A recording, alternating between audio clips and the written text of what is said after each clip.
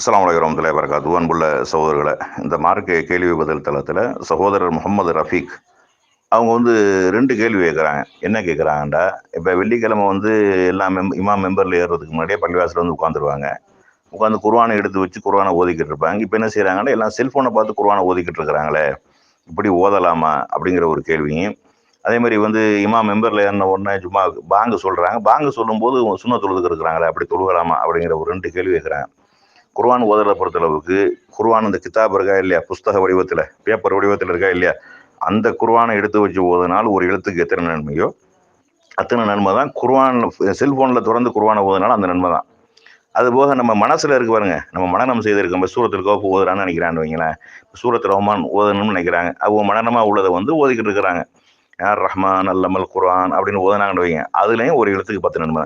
குர்ஆனை கிதாப் அந்த புஸ்தகத்தை எடுத்து வச்சு ஓதுனா தான் ஒரு எழுத்துக்கு 10 நன்மை. ஃபோனை பார்த்து ஓதுனா எழுத்துக்கு நன்மை இல்லை, அப்படி இல்லை. குர்ஆனை ஓதுனா ஒரு எழுத்துக்கு 10 நன்மை. அது எதுலேருந்து ஓதுனாலும் பிரச்சனை இல்லை. இன்னைக்கு இனிமேல் வரக்கூடிய காலங்கள்லாம் குர்ஆன் இந்த பிரிண்ட் குர்ஆன் இருக்கா இல்லையா, அதுக்கெல்லாம் ரொம்ப குறைஞ்சி போயிடும். எல்லாமே மென்பொருள்களில் என்ன செஞ்சிருச்சு, குர்ஆன் ஹதீஸு எல்லாமே சாஃப்ட்வேர் வடிவங்களில் வந்துருச்சு.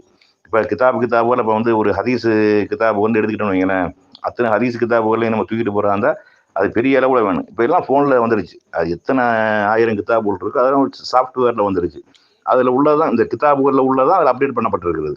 இனி வரக்கூடிய காலங்கள் எல்லாமே மென்பொருள் காலங்கள் தானே ஒழிய, இனி இந்த ஏட்டு வடிவத்தில் கிதாப் வடிவத்தில் இருக்கிறதெல்லாம் குறைஞ்சி போயிடும். அதனால குர்ஆன் ஓதுறது எதில் என்ன செய்யலாம், ஓதலாம். செல்போனில் ஓதுனாலும் அதே நன்மை தான் அப்படிங்கிறத என்ன செய்யணும், விளங்கி கொள்ளணும். அடுத்து இந்த பாங்கு சொல்லும் போது சுன்னத் தொழுகிறாங்களா இல்லையா, பாங்குக்கு பதில் சொல்ற ஒரு நபி வழி இருக்கு, சுன்னத் இருக்குது. இமாம் முஅத்தின் பாங்கு சொல்வாரேயானால் அவர் சொல்வது போன்று நீங்கள் சொல்லுங்கள்.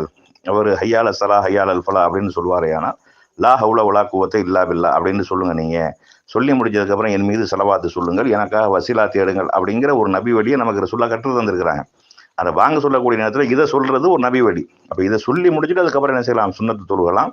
அல்லது பயானை கேட்கணும் அப்படிங்கிற அவசரத்தில் ஒரு ஆள் சுன்னத்து தொழுதுட்டாரே ஆனால் அப்போ என்னது, அந்த நபி வழியை விட்டுட்டாரு அப்படிங்கிற அர்த்தம் தான் வருமா, பாவமோ குற்றமோ என்ன செய்யாது, வராது அப்படிங்கிறத விளங்கிக்கிறோம்.